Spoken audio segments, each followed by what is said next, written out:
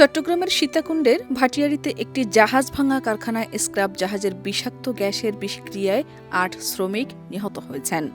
১৪ August সকাল ৯টার দিকে ভাটিয়ারী ইউনিয়নের স্টেশন রোড এলাকার ফেরদৌস স্টিল শিপ ব্রেকিং ইয়ার্ডে এ দুর্ঘটনা ঘটে। সীতাকুণ্ড থানার ওসি মোহাম্মদ মহিনুল ইসলাম বলেন, খবর পেয়ে ঘটনাস্থলে আমরা ছুটে আসি। আমরা ৭ জনের লাশ পেয়েছি। জাহাজের ভেতরে লাশ যদি থাকে, জোয়ার কমে গেলে দেখা যাবে। আইন অনুযায়ী প্রয়োজনীয় ব্যবস্থা নেওয়া হচ্ছে। অ্যাক্সিডেন্ট হয়েছে এখানে, ঠিক আছে। সময় মানে 8:30 সময় গ্যাস লিকেজ হয়েছিল একটা, মনে হয় মেবি হতে পারে এটা। এখন কয়েকজন লোক এই দুর্ঘটনায় আহত হয়ে বা মৃত্যু হয়েছে তথ্য এখনো পাইনি আমরা, যেহেতু শিপের জোয়ার এসে পানি উঠছে। এখন পানি নেমে যাওয়ার পরে বুঝতে পারবো যে ভিতরে কয়েকজন লোক গিয়েছিল, কয়েকজন শ্রমিক আহত বা নিহত হয়েছে। এখন মধ্যে আর 5 জনের মৃত্যু শনাক্ত করতে পারছি। 5টা হাসপাতালে আছে, চট্টগ্রাম মেডিকেলে। এই 5 জন লোকই মারা গেছে বলে আমাদের ধারণা আছে। এখানে 2 জন আছে, এই 7 জন, টোটাল 7 জন।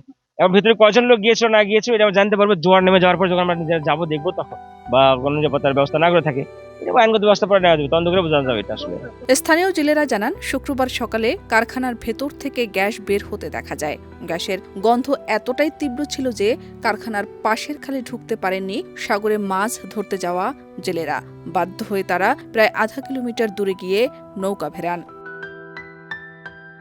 স্থানীয় এক বাসিন্দা জানান, হঠাৎ কারখানার ভেতর থেকে মানুষের চিৎকার শোনা যায়। পরে কয়েকজন অসুস্থ শ্রমিককে গাড়িতে করে হাসপাতালে নিয়ে যেতে দেখা যায়।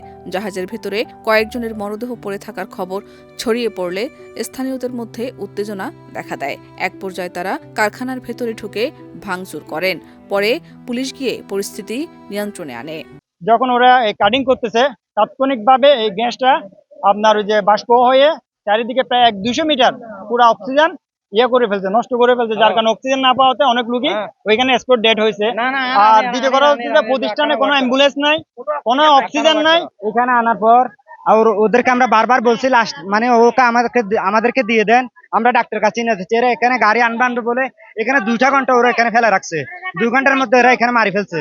যদি ওই 2 ঘন্টা 1.5 ঘন্টা সময়টা আমরা পাইতাম, আমরা ততক্ষণে হাসপাতালে নিয়ে ওরা ট্রিটমেন্ট দিয়ে আমরা আমাদের বাইক আমাদের মধ্যে জীবিত থাকতো। ফায়ার সার্ভিস চট্টগ্রামের সহকারী পরিচালক তৌফিকুল ইসলাম বলেন, দুর্ঘটনার শিকার জাহাজটি এলএনজি বহন করত। এ ধরনের জাহাজ কাটার আগে গ্যাস মুক্ত করা বাধ্যতামূলক, কিন্তু ট্যাঙ্ক গ্যাস মুক্ত না করেই জাহাজ কাটার কারণে এ দুর্ঘটনা ঘটেছে বলে প্রাথমিকভাবে ধারণা করা হচ্ছে। তিনি আরও বলেন, কারখানাটিতে শ্রমিকদের নিরাপত্তা ব্যবস্থাও ছিল খুবই দুর্বল। শাহনাজ পারভীন, দেশ রূপান্তর।